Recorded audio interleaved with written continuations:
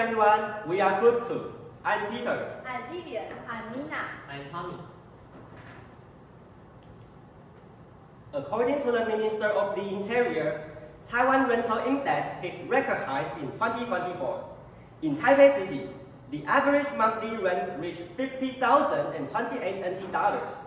In New Taipei, it was 12,367 NT dollars. But did you know the average monthly salary for young people was only about 37,000 NT dollars? Rent alone eats up almost 40% of their income. And that doesn't even include community costs, rising prices, or student loan debt. That's why young people often joke, houses are for looking at, not for living. But how did this chaotic situation happen? It goes back to the 1950s. To encourage citizens to own their own homes, the Taiwanese government introduced lower property tax rates. But many investors took advantage of their policy. They start holding real estate and selling it at high prices. Some people might ask, why doesn't the government just raise the tax?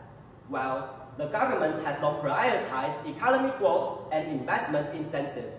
So they have taken a relatively conservative approach when adjusting property taxes.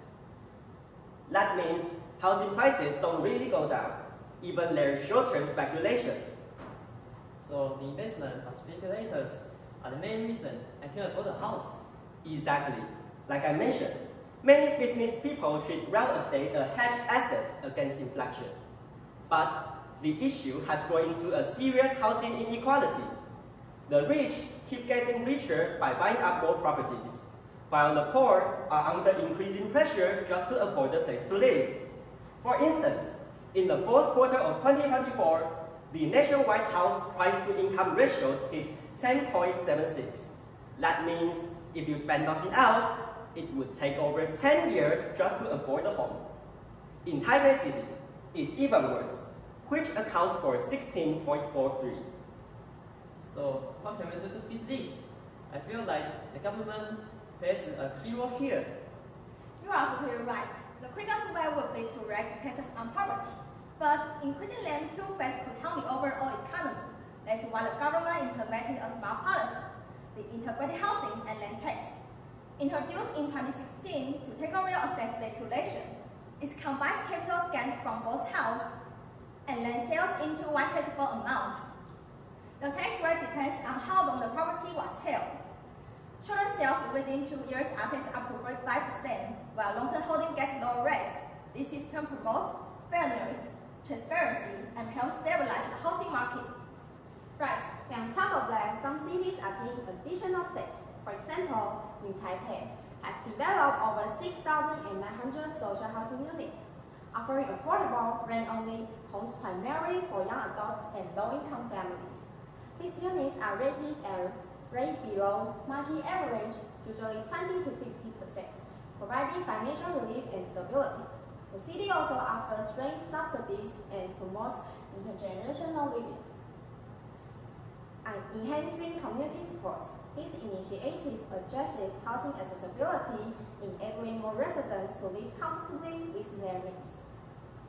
After hearing your explanation, I realized the housing issue is not just high prices.